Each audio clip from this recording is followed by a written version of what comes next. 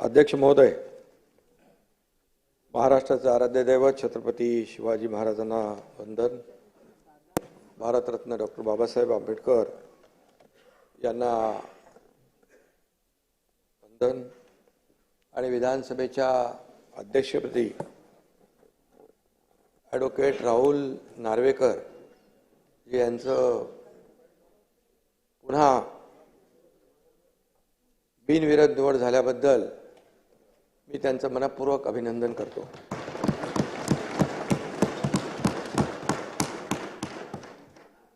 देवेंद्रजी म्हणाले होते मी पुन्हा येईन, ते पुन्हा आले, त्यांचे अभिनंदन. त्यांनी आपला शब्द पूर्ण केला. आणि पण अध्यक्ष महोदय काय म्हणाले नव्हते, मगाशी आपणही उल्लेख केला, मी पुन्हा येईन, पण ते पुन्हा आले. आणि याचा आनंद सर्वांनाच आहे. गेल्या 2.5 वर्षात त्यांनी केलेलं काम आपल्या समोर आहे. मी देखील त्यावेळेस सभागृहात म्हणालो होतो, तेव्हा दादा आम्ही दोघंच होतो. आम्ही म्हणालो आम्ही 200 पेक्षा जास्त आमदार निवडून आणू, नाही तर मी शेती करायला जाईन.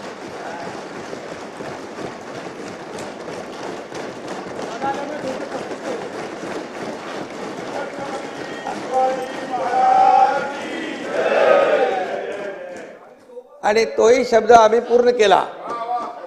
आणि त्यानंतर दादा आले, त्यामुळे त्याच्यामध्ये बोनस आलाय. 200 आम्ही 37 झालो. आणि म्हणून खऱ्या अर्थाने शेवटी हे जनता जनार्दनावर असतं. लोकशाहीमध्ये आपण महायुतीला प्रचंड महाराष्ट्रातल्या जनतेने यश दिलं. आणि विकासाचं आणि प्रगतीचं नवं पर्व या ठिकाणी सुरू झालेलं आहे. गेल्या वेळी बघितलं सभागृहामध्ये, जसं विरोधी पक्ष चांगल्या कामाला मला सपोर्ट, जिथे काही सरकार चुकेल तिथे कान धरण्याचा अधिकार, परंतु ते सगळंच काही अस्तित्वहीन होतं. आणि यावेळेस तर विरोधी पक्ष नेत्यापदापर्यंत म्हणजे ती संख्या लागते ना, विरोधी बाकावाची संख्या चिंताजनक आहे. असं व्हायला नको होतं.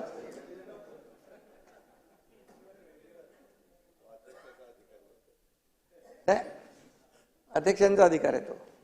अध्यक्ष त्याच्यावर अभ्यास करतील.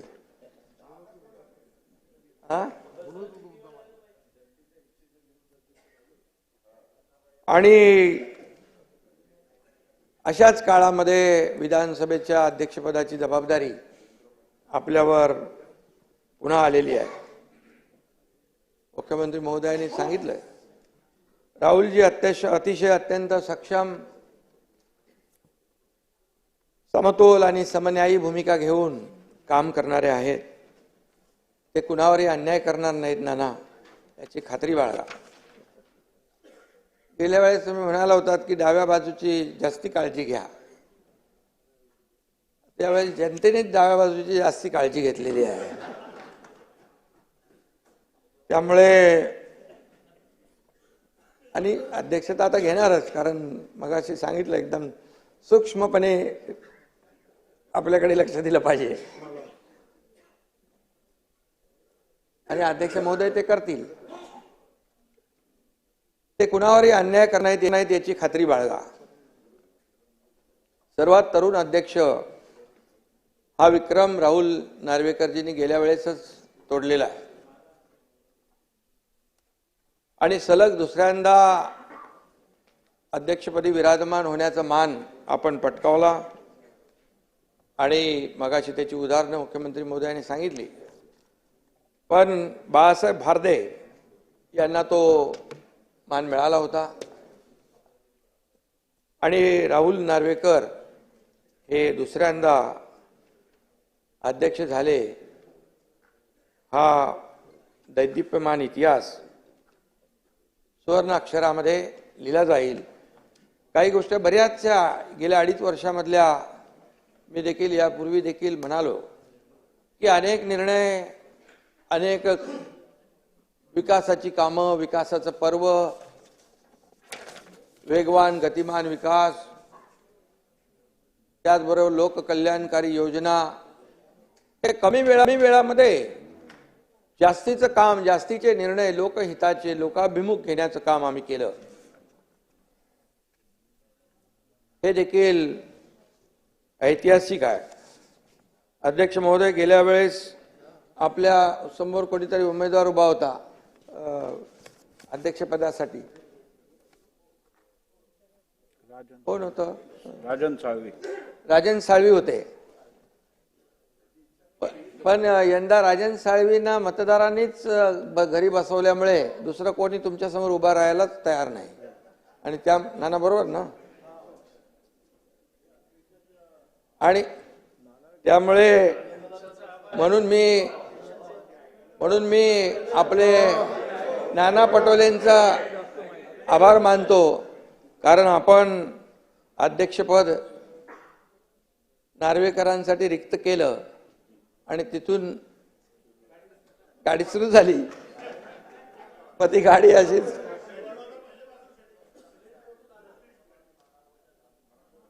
आणि याचं क्रेडिट तुम्हालाच आहे. किती काय नाही म्हटलं तरी तुम्हाला क्रेडिट आहे. आणि खरं मानणारे आम्ही लोक आहोत. बाळासाहेबांची शिकवण आहे आणि त्यामुळे नाना आमचे खरे मित्र आहेत. मीडियासमोर काय बोलत असतील ते ठीक आहे, ते जाऊ द्या.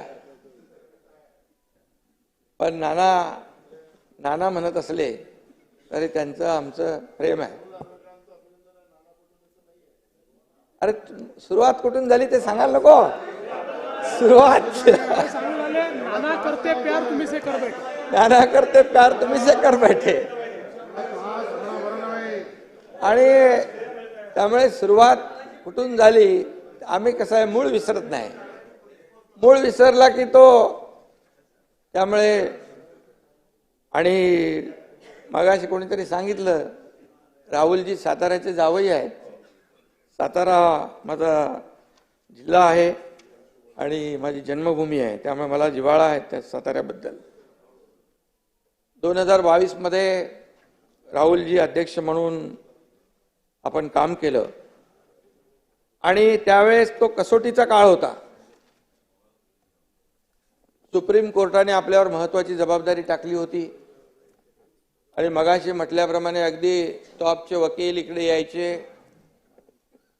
काय या सर्व कायद्याचा किस काढायचे. आणि अशा परिस्थितीमध्ये याही वेळेत आपण अत्यंत सखोल अभ्यास करून सचोटीने आणि शांतपणे निर्णय दिला. किती दबाव आणला तरी सुद्धा आपण तोल ढळून न दिला, संयम आपण ठेवला आणि न्यायाचा काटा चुकीच्या बाजूला झुकत नाही हे दाखवून दिलं. आणि तो आपण घेतलेला निर्णय तो योग्यच होता, कारण आता झालेल्या निवडणुकांमध्ये देखील जनतेने तोच न्याय दिला, आपण दिलेल्या न्यायाला अनुसरून.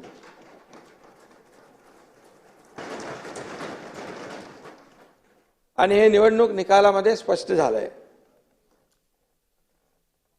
शिवसेना कुणाची, त्याच्यावर आरोप प्रत्यारोप, मला आठवत आहे 2.5 वर्ष एकही दिवस असा नव्हता की सातत्याने पायरीवर बसून आरोपाच्या फैरी झडायच्या, कामकाजामध्ये सहभाग नाही आणि फक्त आरोप आणि आरोप,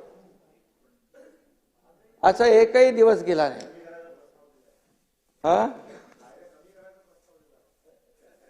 आणि म्हणून खऱ्या अर्थाने राहुलजींच्या, आम्ही त्याला काही लक्ष दिलं नाही.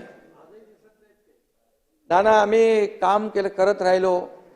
मी नेहमी सांगायचो आम्ही काम करणारे लोक आहोत. आम्ही अगोदर दोघं होतो, नंतर अजितदादा आले. तिन्ही शिफ्टमध्ये 24/7 काम चालू झालं आणि काम एवढं वेगाने झालं आणि एवढे निर्णय गतिमान झाले की या निवडणुकीमध्ये जनतेने नेहमी आम्ही सांगायचो या निवडणुकीत जनता कामाची पोचपावती देईल. मग त्या लाडक्या बहिणी असतील, लाडके भाऊ असतील, लाडके शेतकरी असतील, सर्व घटक, या प्रत्येक घटकाला न्याय देण्याचं काम अध्यक्ष महोदय आम्ही केलं. आणि आपण देखील रामशास्त्री प्रभूने बाण्याचा विजय आहे असं, म्हणजे आपण देखील अगदी रामशास्त्री प्रभूने यांच्या प्रमाणे काम केलं आणि त्यावेळेस आपण निर्णय दिला. आणि काही लोकांनी तर, वकील तर आले, पण काही लोकांनी एवढे आरोप केले आपल्यावर, काही त्यातले प्रवक्ते होते, काही विश्व प्रवक्ते होते, काही कुठले कुठले होते, काही भोंगे होते, सगळ्यांनीच आरोप केले. आणि तरी सुद्धा आपण संयम ठेवला, आपण कोणाला घाबरलं नाहीत. म्हणून मी एकच सांगतो, कर नाही त्याला डर, त्याला नाही डर, कर नाही त्याला नाही डर, उसका नाम राहुल नार्वेकर.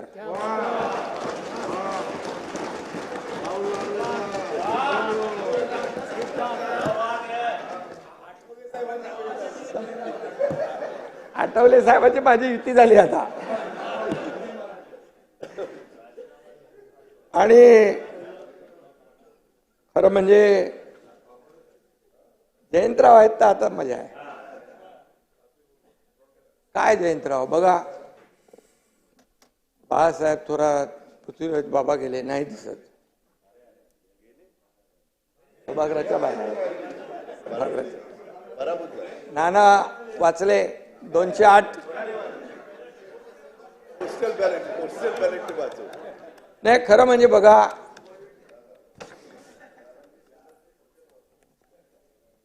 आता ईव्हीएम घोटाळा असता तर तुम्ही इथं नसताना.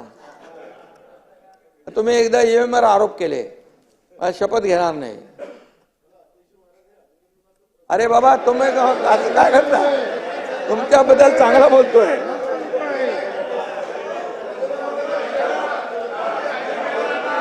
अभिनंदन.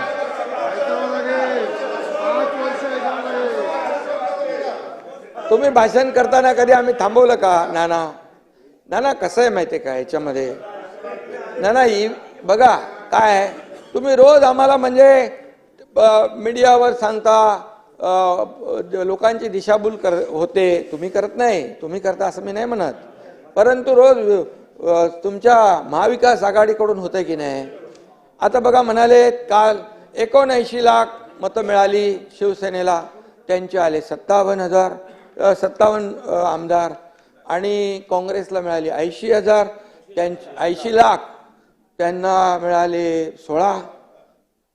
आता मी सांगतो बघा याच्यामध्ये हा मग नंतर बोलू का, त्याच्यावर भाषण नंतर. आणि म्हणून तुम्हाला सांगतो, लोकसभेला नाना, लोकसभेला 73,77,674 मतं मिळाली आम्हाला. किती? 73 लाख. आणि जयंतराव आपल्याला मिळाले 58 लाख, आणि आम्हाला 7 मिळाले, तुम्हाला 8 मिळाले. मग आता आम्ही काय म्हणायचं बरं? दुसरी गोष्ट, लोकसभेमध्ये महायुतीला अध्यक्ष महोदय थोडं सांगायला पाहिजे, नाही तर लोकांमध्ये काय हे सांगतात तेच खरं मानतात. लोकसभेमध्ये यांनी लोकसभेत फेक नॅरेटिव्ह पसरवला आणि त्याचा आपल्याला फटका बसलेला आहे. आणि म्हणून 2,48,12,627 नाना लक्षात ठेवा महायुतीला मतं मिळाली, आणि महाविकास आघाडीला 2,50,00,000, म्हणजे 2,48,00,000 आणि 2,50,00,000, 2 लाखाचा फरक. तुम्हाला किती मिळाले खासदार? 31, आणि आम्हाला 17. मग तेव्हा तुम्ही का नाही मागितलं बॅलेट? बॅलेटची मागणी करायला पाहिजे होती. तेव्हा काय पाहिजे? तेव्हा म्हणाले बुलेटवर स्वार होऊन सगळे जोरात पळायला लागले. No ballot, only bullet. अरे असं हा? आणि नाना काय माहिती याच्यामध्ये, जेव्हा बघा किती शहर, किती राज्य तुम्ही जिंकली, तेलंगणा जिंकलं, कर्नाटक जिंकलं, झारखंड जिंकलं, तुम्ही लोकसभेमध्ये जागा जिंकल्या, हे कसं आहे, हरलो की ईव्हीएम वर आरोप करायचा. तर गेल्या 2.5 वर्षात तुम्ही आमच्यावर आरोप करत होता. एकनाथ शिंदे आणि आमची महायुती, देवेंद्र फडणवीस. आता तुम्ही त्या निर्जीव ईव्हीएम वर आरोप करताय. आता दुसरं काय तुम्हाला मिळत नाही. आणि अध्यक्ष महोदय, जेव्हा जिंकतात तेव्हा ज्यांचा म्हणजे त्यांना चांगला धडा नाही, जेव्हा त्यांचा विजय होतो त्यावेळेस ती यंत्रणा चांगली असते, लोकशाहीचा विजय असतो. मग तेव्हा लोकशाहीचा विजय म्हणतात. मग तिथे म्हणजे तिथे इलेक्शन कमिशन असेल, निवडणूक आयोग, अगदी सुप्रीम कोर्ट पण. काय परिस्थिती आहे. सुप्रीम कोर्टाचे जज मला वाटतं कधी काल परवा म्हणाले, तेव्हा तुम्ही हारता तेव्हा तुम्ही येता विरोध करायला, आरोप करायला, जिंकता तेव्हा काय येत नाही. त्यामुळे हे जे आहे नाना, हे कुठंतरी लोकशाहीमध्ये आपण लक्षात ठेवलं पाहिजे. आणि आम्हाला म्हणाले काँग्रेसच्या जागा आल्या. आता काँग्रेसने 105 जागा लढवल्या अध्यक्ष महोदय, आम्ही 80 लढवल्या. आता मतं तर त्यांना जास्ती मिळणार. पण एका मतदारसंघामध्ये जितेंद्र आव्हाड तुम्हाला 1 लाखाच्या जास्ती मताधिक्य मिळालं ना, बरं 96,000. आता मला 1.25 लाखाचं मताधिक्य मिळालं. प्रताप सरनाईकांना पण लाखाच्या वरती मिळालं. आता बघा, ह्या प्रत्येक विधानसभेच्या मतदारसंघामध्ये वेगवेगळं मार्जिन आहे. कोण 1000 मतांनी निवडून येतो, कोण 1 लाखांनी येतो निवडून. तुम्ही याचं कसं 208 नी येतो, 208 नी येतो, 208.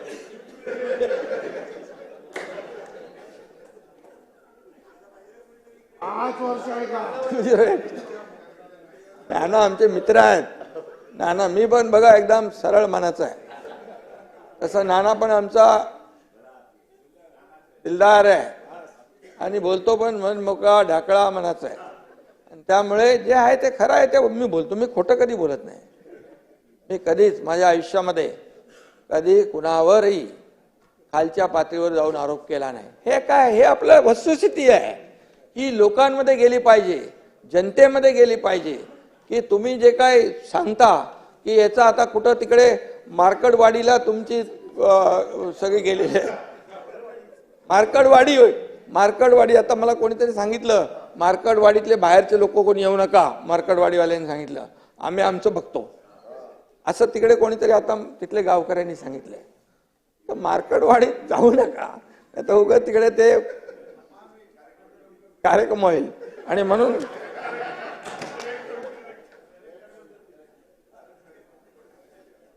म्हणून शब्दाला जागणारे लोक आम्ही आहोत. आता अध्यक्ष महोदय, राजकीय पक्षांच्या सोबत आपल्याला अनेक लोकांच्या सोबत काम करायचा अनुभव आहे. डबल ग्रॅज्युएट असलेले राहुलजी आपल्या पक्षात असावेत म्हणून सगळ्यांना वाटतं आणि कुठल्याही पक्षाला वाटणार आणि ते सगळ्याच पक्षांना हवे असे वाटतात.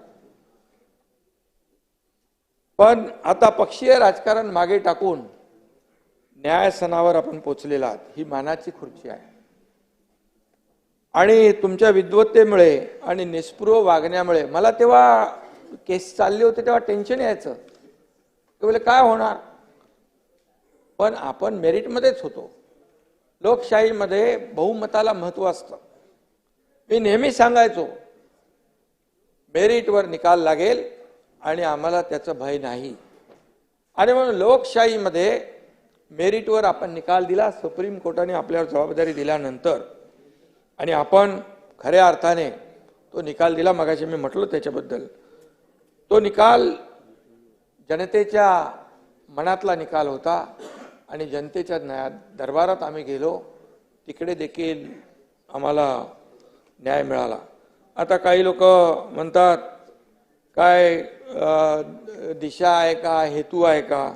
आता जनतेने दशा दुर्दशा केल्यानंतर आता दिशा पाहून काय फायदा.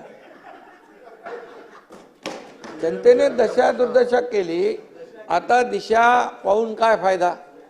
ही वेळ तुम्हाला नाही नाना, तुम्हाला नाही, जे काही तुमच्यातले मित्रपक्ष आहेत आता मला वाटतं काही लोकांनी बहिष्कार टाकलेला दिसतो इकडे. हे कोण नाही दिसत ना इकडे. आणि खरं म्हणजे अध्यक्ष पदाचा एक गरिमा आहे. एक अध्यक्षपद हे सार्व म्हणजे सगळ्यात आपल्या या सभागृहाला एक आदर्श असं हे अध्यक्षपद आहे. आणि अशा वेळेस हा ठीक आहे, जनतेने तर सगळ्यांनीच या आपल्या आजच्या नियुक्तीचं स्वागत केलं पाहिजे आणि खऱ्या अर्थाने लोकभावनेची कदर केली पाहिजे. आणि म्हणून लोकभावनेची दिशा लोकांना वेळेच कळली असती, वारं कळलं असतं तर त्यांची ही दशा झाली नसती, असंही मी या ठिकाणी सांगू इच्छितो. गेल्या आपल्याला देखील राजकीय वारसा लाभलाय, त्याला अधिक आपण संपन्न केलं. त्यांच्या अनुभवाचा आणि मार्गदर्शनाचा देखील सरकारला लाभ झालेला आहे. या राज्याला मोठा फायदा आता होईल. 2.5 वर्ष नक्कीच आपल्या कामकाजाचं कौतुक करावं तेवढं थोडं आहे. आणि म्हणून आपण सत्ताधारी आणि विरोधी पक्ष दोघांनाही समान न्याय व तत्वाने वागणूक दिली, त्याबद्दल देखील आपल्याला मी मनापासून अभिनंदन करतो आपलं. नाना यापुढे देखील आपल्याला देखील समान न्याय समान वागणूक आमचे अध्यक्ष महोदय देतील असा विश्वास बाळगा आपण. खरं म्हणजे महाराष्ट्र हे न्यायाचं राज्य आहे, शिवछत्रपतींची भूमी आहे. ही रामशास्त्री प्रभूंनी यांची कर्मभूमी आणि जन्मभूमी आहे. ही छत्रपती शाहू महात्मा ज्योतिबा फुले यांची भूमी आहे. परमपूज्य महामानव डॉक्टर बाबासाहेब आंबेडकरांची भूमी आहे. आणि म्हणून बाबासाहेबांनी दिलेल्या संविधानाचं प्राणपणाने रक्षण करणं ही आपल्या सर्वांची जबाबदारी आहे. आणि म्हणून ही याच्यामध्ये कुठलाही विसर पडता कामा नये, कधीच पडणार नाही. कारण मी आपल्याला आठवण करून देतो, संविधान संविधान म्हणून बोलणारे, संविधान बचाव संविधान बदलणार म्हणणारे आणि लोकांमध्ये भ्रम पसरवणारे संविधान तर कधी बदलूच शकत नाही. हे बाबासाहेबांचं संविधान आहे.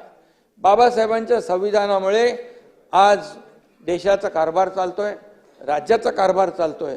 आज बाबासाहेबांच्या संविधानामुळे एक सर्वसामान्य कुटुंबातला व्यक्ती देशाचे प्रधानमंत्री होतात, सर्वसामान्य व्यक्ती इथे मुख्यमंत्री उपमुख्यमंत्री होतात. हे बाबासाहेबांच्या संविधानामुळे आहे, त्यांच्या घटनेमुळे आहे. आणि म्हणून बाबासाहेबांचं संविधान, जब तक सूरज चांद रहेगा बाबा साहेब का संविधान बना रहेगा.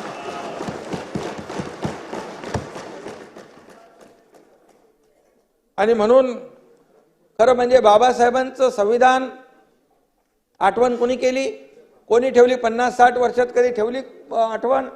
ज्यांचं सरकार होती, या देशाचे लोकप्रिय प्रधानमंत्री नरेंद्र मोदीजी 2014ला आले. त्या 2015 पासून संविधान दिन सुरू केला. संविधान दिन पहिल्यांदा सुरू झाला. मग संविधान बचाव, अरे बाबा काँग्रेसवाल्यांनी बाबासाहेबांना दोनदा पराभूत केलं, दोनदा.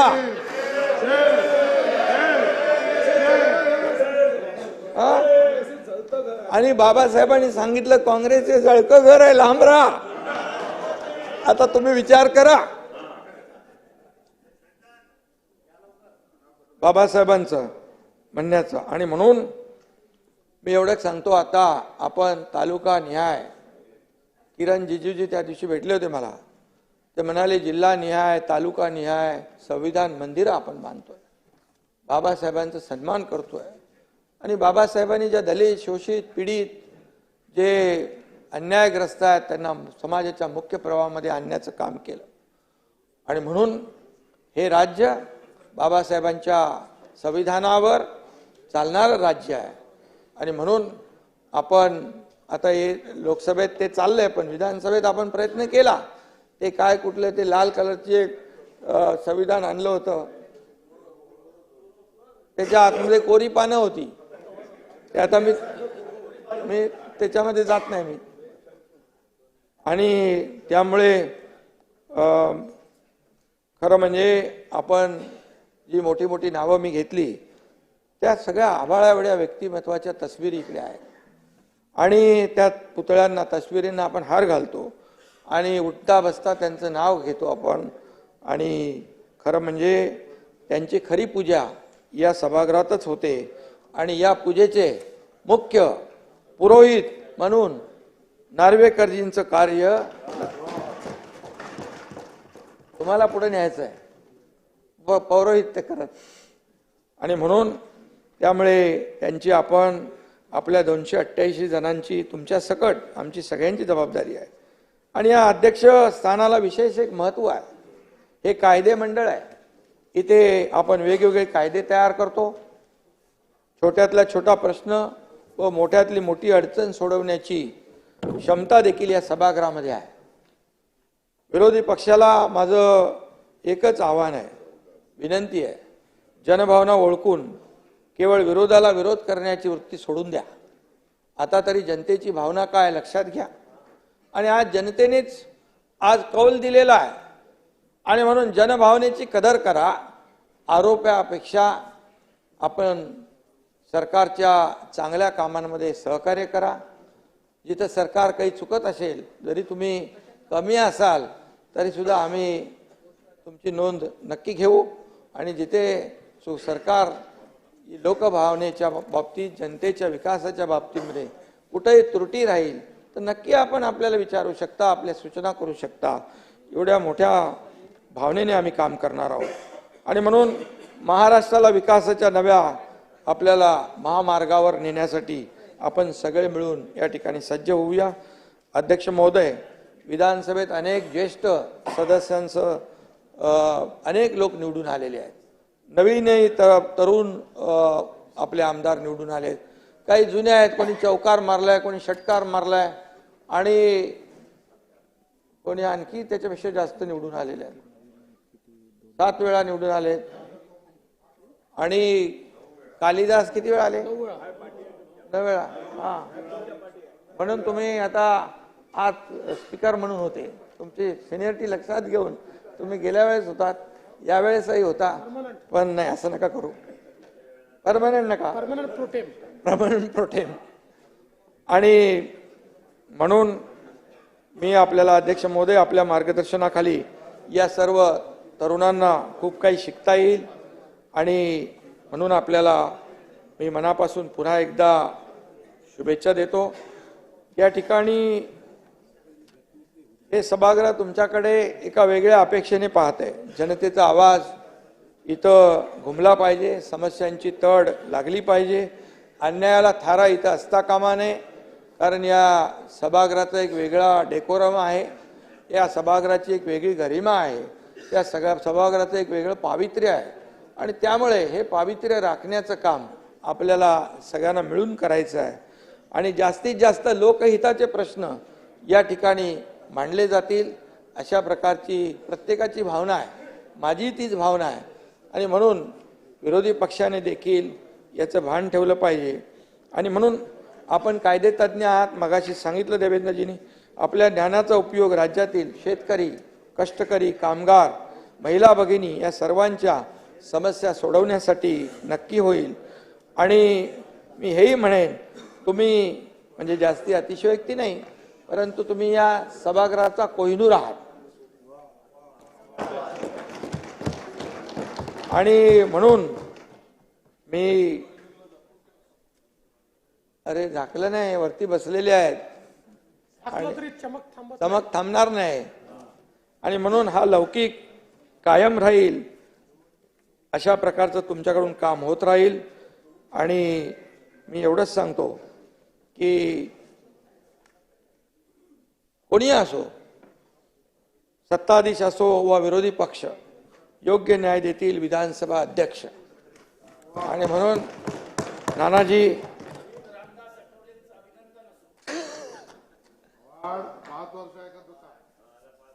तुमचं पण ऐकू, आम्ही तुमचं पण ऐकू, पण तुम्हाला ऐकण्याची सवय ठेवा. ते योग्य वेळी योग्य लोकांचं ऐकत नाही म्हणून अशी परिस्थिती झाली. अशी परिस्थिती झाली. म्हणून मी पुन्हा एकदा विधानसभा अध्यक्षांचं मनापासून अभिनंदन करतो, मनापासून आपल्याला पुढच्या वाटचालीस शुभेच्छा देतो आणि थांबतो. धन्यवाद. जय हिंद, जय महाराष्ट्र.